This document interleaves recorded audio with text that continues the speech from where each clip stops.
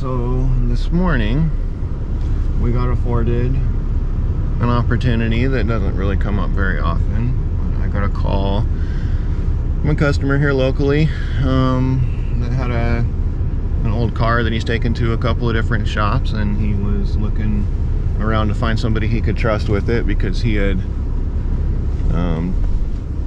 taken it back from the shop a couple of times, and he really just wasn't happy with what it was looking like and wanted me to come out and take a look and see if we could come to an agreement. So I told him that I had a YouTube channel and asked him if he minded if I filmed while I came out and kind of walked around his car and heard his story. So thank you, Mark, for having me out to your house and showing me your beautiful Porsche. And for all of you guys that are following, hope you enjoy. I'll do my best to keep the camera editing straight, because I know I just turned the camera a little bit funny, but it's a really cool car. I'm looking forward to bringing it in and seeing what we can do with it.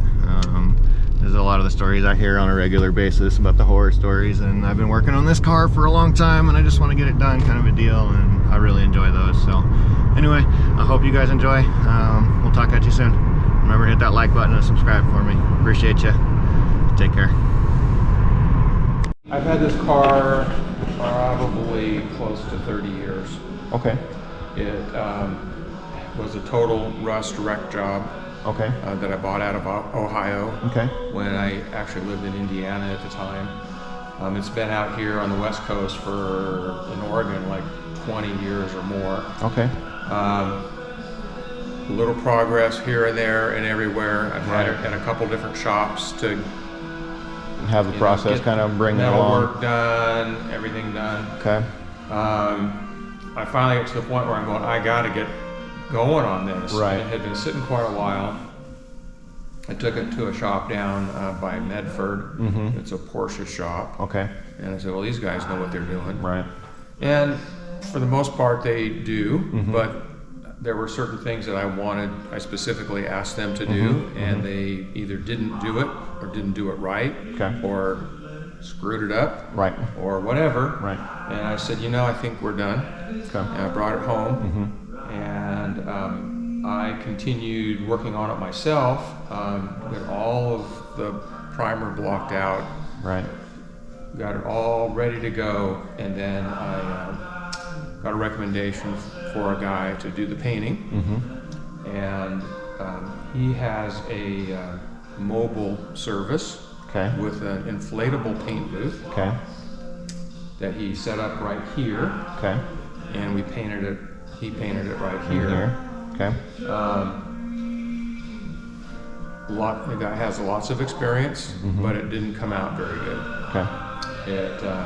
We had a lot of runs, we had a lot of areas that didn't flow out, okay. Very rough, okay. Coarse kind of. So you were all over the place. You were runs on one side and coarse on the other. Yeah, well, and like the doors got painted twice, the bumpers got painted twice. Okay. The body,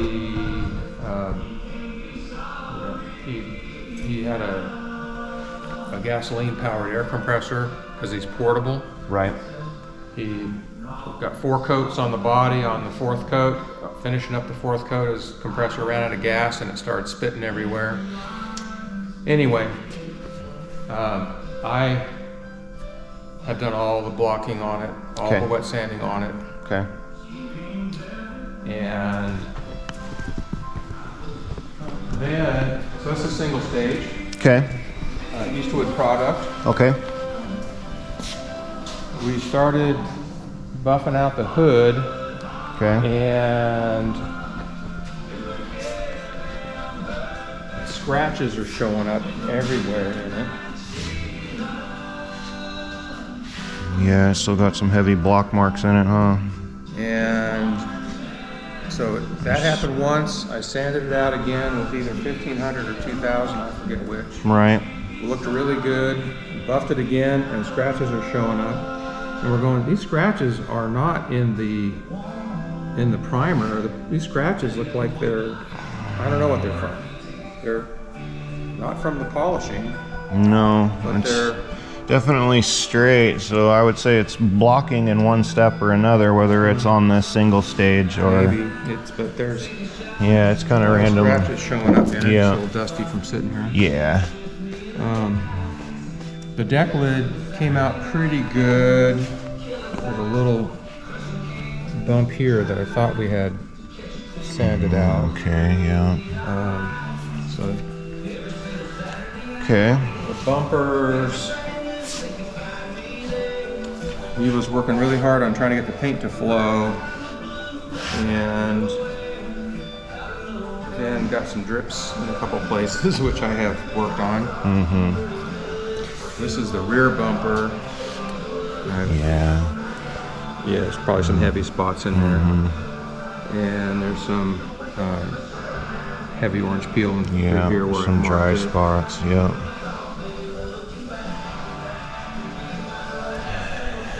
Yeah, okay. I've got the body pretty well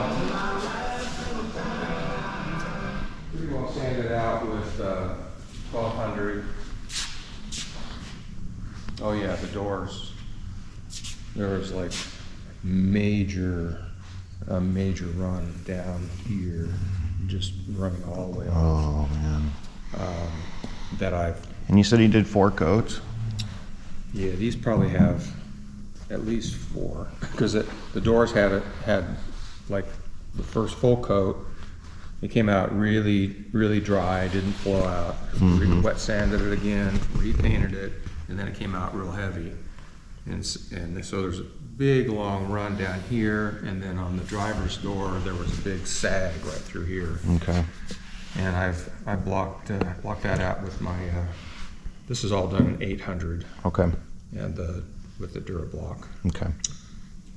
Feels pretty good, but it might need a little more. Right.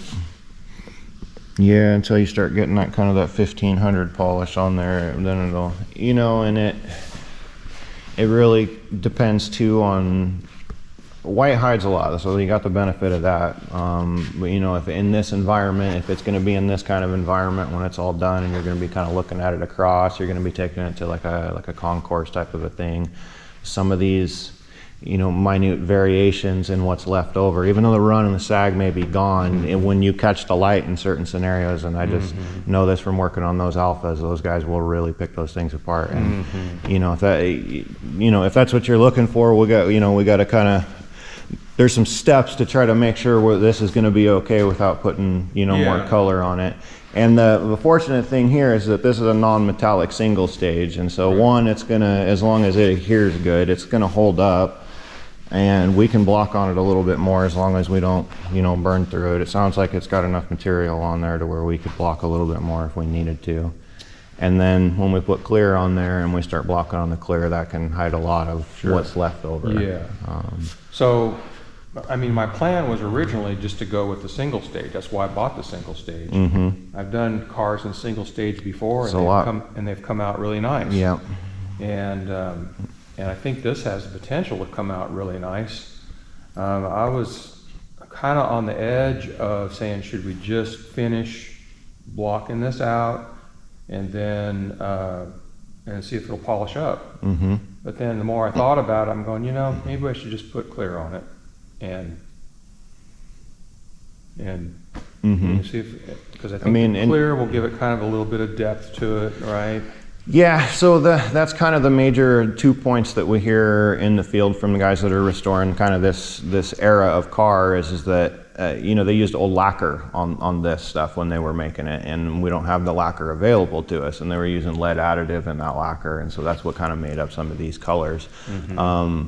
We can get a lot of the colors in the new urethanes and the new clears, but what we found that when they're looking at them 100-point inspection kind of a deal is that this color, when you look at this out in the sun, for lack of a better description, you don't look through anything before you get to the color. The color is what you're seeing right up in your face. And then we've had people that have looked at these for a long time that say, well, when we put clear coat on, the Morgan guys, when we did 2 Morgans for Southern California, and they said that we've done them in clear and they're too shiny, and it looks, the guys in Europe tell us that it looks like somebody spilled candy over the top of it, like there's a candy coating over the paint. Like you gotta look through the clear before you get to that pop of the color.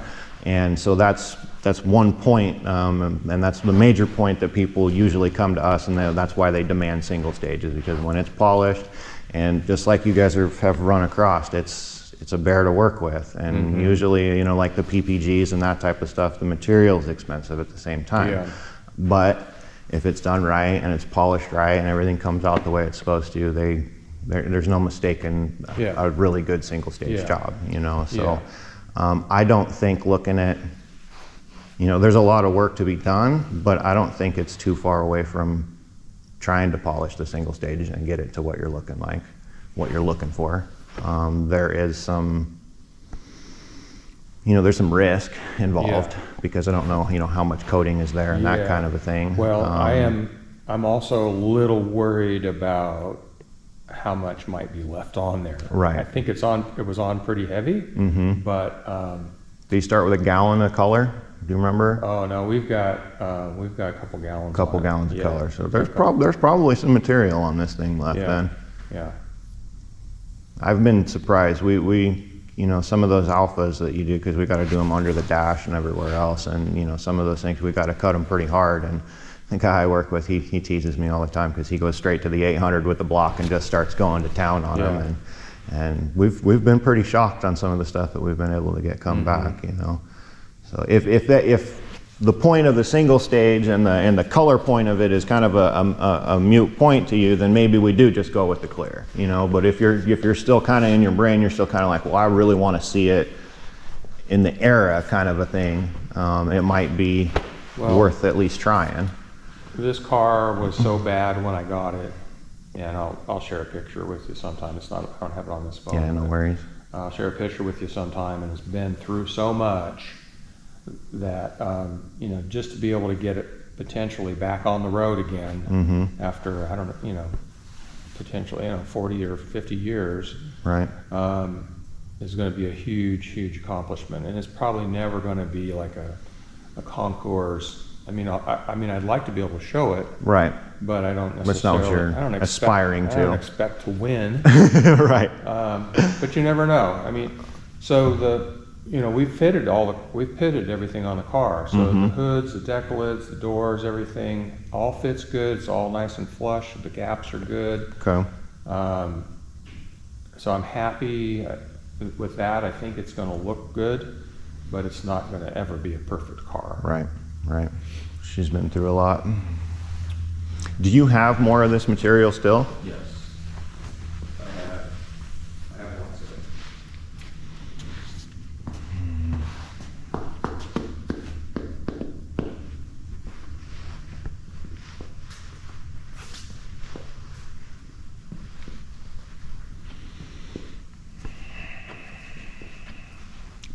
You feel comfortable, you know, about the level of dirt that's in this stuff, or are you kind of unhappy with some of this and worried that it's not going to come out if we try to sand on it a little more? Well, you see the spots I have marked. Yeah, I see those that you got marked. Those, there was a run, and it looked like maybe a hose or gun drag in here. Dragging across it. Almost all out.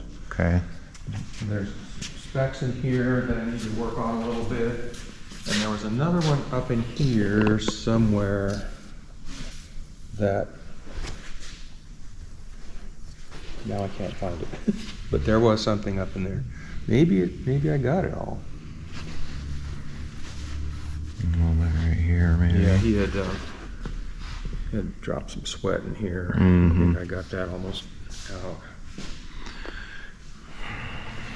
You know, with as much block work as you've done on it already, and with as little as spots as I kind of see that you have marked, I'm really curious if I can get this thing to come,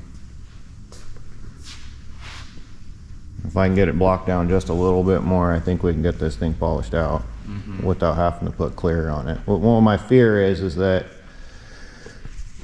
we're essentially going to ruin all your block work by spraying clear on there and then have to reblock the whole car and repolish it anyway. Yeah, but if you were to put clear on it, at least it's got a good surface. It's got a good surface, yes. So it's got a good flat. Yep. Flat surface. So if you know, and that's easy to do at this point. I mean, we're pretty much far enough down now that all we would have to do that would be, you know, run through the last little spots and make sure that we've got the dirt out of it, any of the missed color, and make sure that the color's all right and all good and we're happy with that.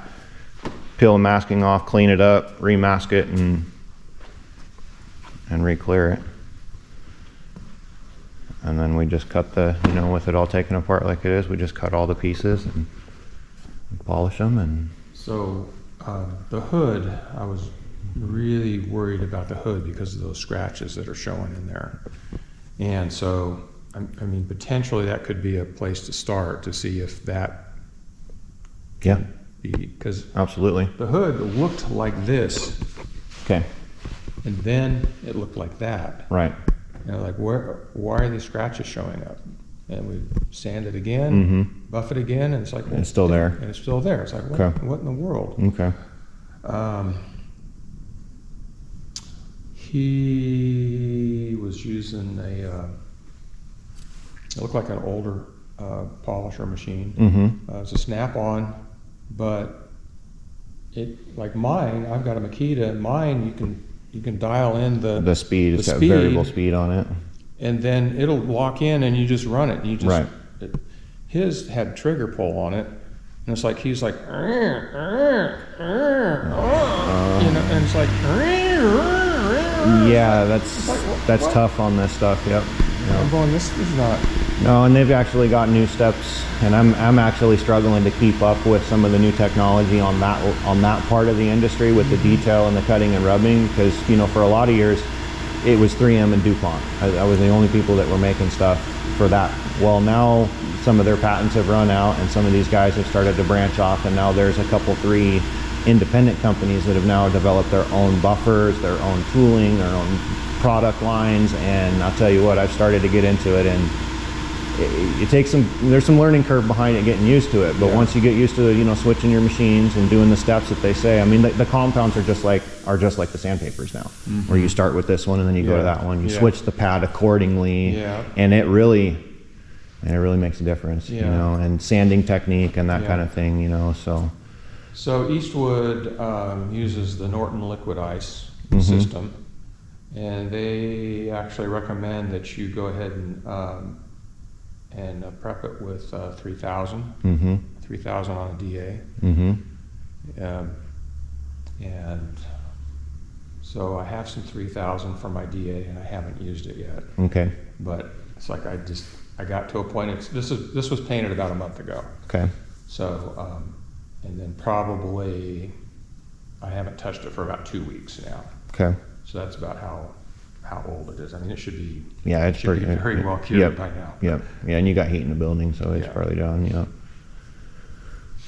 Well, I guess it just kind of depends on what direction you want to go with it. You want to give me a shot at one of these pieces and kind of see what we come up with for cutting them. You want to just bypass the whole thing and just go straight to clear and know that we're going to be good when it's done. You know, I can do whatever you want to do. Yeah. Well,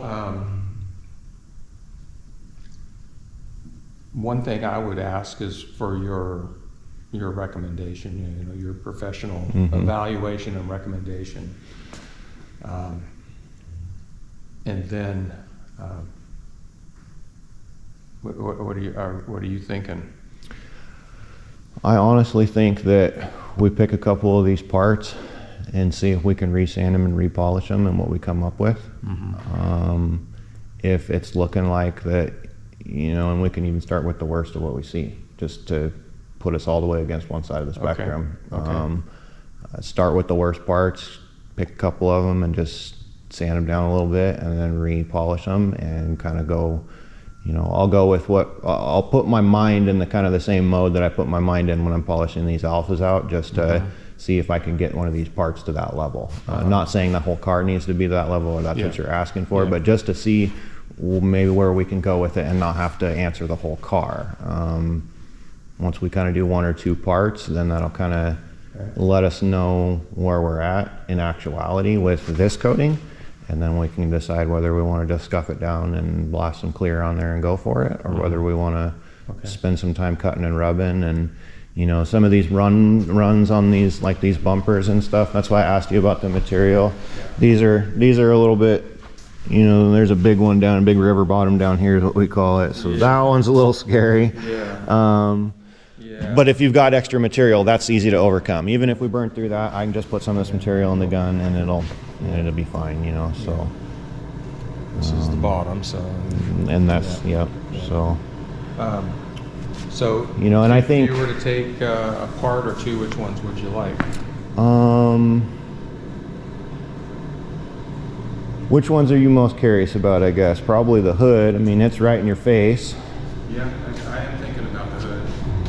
I mean, it's a larger piece. It's yeah, it's a big piece, but I mean, that's a predominance of what you walk up to in the front of the car. Yeah, we can do hood and maybe a door. Okay. And you said you had those big runs in that, those couple of doors. Maybe we could. The passenger door that had the worst run. There's still a little bit there down that there. I marked. Okay. I mean, I got it. I think I've got it pretty good. Okay. But yeah, I think that would be a good starting point if we start on this worst of the door and maybe that hood.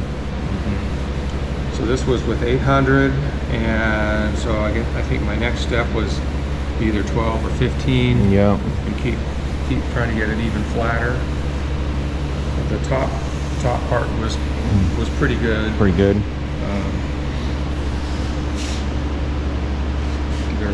There's a molding that goes across here. So, right. So part of this edge is going to get covered. Yeah. Yeah. Yeah. Okay.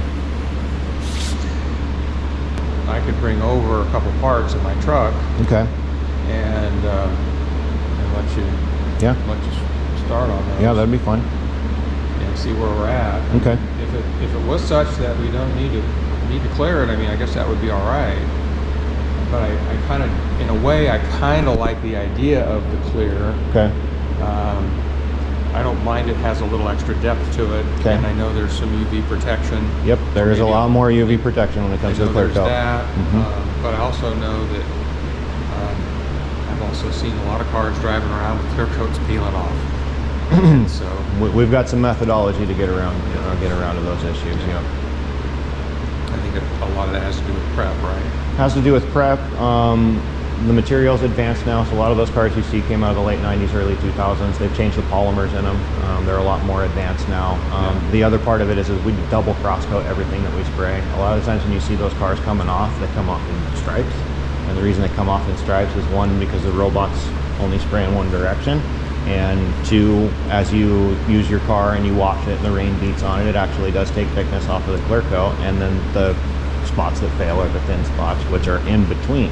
So what we do is we do a double cross coat. So we'll come this way, get a nice wet, heavy coat, and then right before we end the coat, we come across at 90 degrees the other way. Because this material does have a window in which it flows out over the panel before it starts to chemically react. So we kind of use that window to help things kind of flow. And we've been playing with this single stage here now for 3 years. I've been using single stage for 15, but I used it in blend applications in RVs, so it's a little bit different than an overall application. Then when we started using an overall application, we really tried to, we take them all the way to fruition, so all the way from the rusty rust bucket through metal, into primer, into paint, then we detail it and cut and rub, and then when everything's cut and rubbed and bed linered and ready to go, then it goes back to the restoration company and they put it back together. So the more work we can save ourselves in this step, that's where we've really been trying to save ourselves. So, peace of mind's a big thing when you're this far with the car. I will say that, and I understand that. So if it's one thing you just want that peace of mind, then maybe we just go for it. I'm sitting on the fence. Okay. I really am. I'm sitting on the fence. Okay. But that said, how about I bring over a hood and I'll bring over One of these doors. I think that would work great. And if they come out great, then we'll kind of reevaluate. Okay. If we still have some issues, then I think we'll know what to do. Okay. Yeah. Perfect. I think that sounds like a plan. Okay. Sure, I can find it. Yeah, I'll actually I'll give you a card here, and then we're on Google Maps too. And outdoor adventures. Yeah, we have I mentioned we were getting called out on recovery duty, so we have a car community, and you're real close. My wife used to work at the restaurant over here, and they're kind of family owned, and we did car shows over here for the last 3 years or so. So we were the hosters of Monday night meetups. So we hosted car meets. We have quite a few off-road enthusiasts in our group, so we do trail runs and trail cleanups and kind of that kind of thing, where Solve Oregon, official event coordinator, so we work with Solve Oregon to do trail cleanups and beach cleanups and that kind of a thing. When the fires happened in 2020, we were able to respond to about 10 counties, and we had almost $12,000 worth of aid came through our group. And Wow. we were in the fire areas and out, and so we try to be a car club, but a lot of those car clubs that we've been involved with, I'm second generation, so I've been doing this my whole life, and a lot of these clubs are really cliquey, or they only want to do one thing, or they want to focus on a group, or we kind of wanted to be very diverse and just kind of be family oriented without a lot of rules, and kind of let natural selection run the group. And so we just kind of keep it local in this area, and if you got wheels and you're a good guy, come on out and have a good time. So if you are recovering, you said a recovery mission, what were you recovering? So one of our members, his son, his buddy, was coming down from a local mountain area, it's called Snow Peak, and slid off the side of the road, went down the embankment, hit the bottom, and the Jeep went boom onto his lid. So they didn't really have any way of getting the Jeep back out, and it's kind of one of those scenarios where he was going to wipe his hands of the deal, and it's a pretty popular area with a gate on the road. So regardless of the kid really not being deserving of our help, we as a community don't want to see the road closed or have any future issues or whatever the case may be. So the guy got a hold of me and said, look, it's not really our responsibility, but I think it would be a good learning opportunity for people that want to come out, because it is down the embankment, it is upside down, but we're not in fear of damaging the land or the vehicle any more than what's already happened. So if we want to come out and want to stay safe, then there's a good learning opportunity for anybody that wants to be hands-on and learn how to flip a Jeep over and pull it back up the hill safely, and we'll put it on a trailer, bring it down, and then if we get done early and everybody's safe, then we can just go play and have fun at the rest of the day. So that's kind of the plan. I've been working on that all week this week. We went up and scouted it, and then I posted a video for the guys and was like, here's the scenario, here's what I need. Let's not exceed the needs, but let's get all the slots filled, and we'll go up there and have a good time. So that's the plan for tomorrow morning. We're meeting in Lions at 9 a.m. Yeah. So it's still there? Yep, it's still there. Okay. Yeah, we were going to do it on Thursday, but after we went up and looked at the scenario and the timeline and everything, it was like, no, it's probably best to just wait till Saturday morning, and we'll just do it in the daylight hours. So that's our plan tomorrow. Okay. All right. Well, good. Well, I'll probably see you sometime this afternoon. Awesome. Well, thank you. I appreciate you having me out. I appreciate you letting me take the video, and this is awesome. Yeah, nice to meet you, Mark. Take care.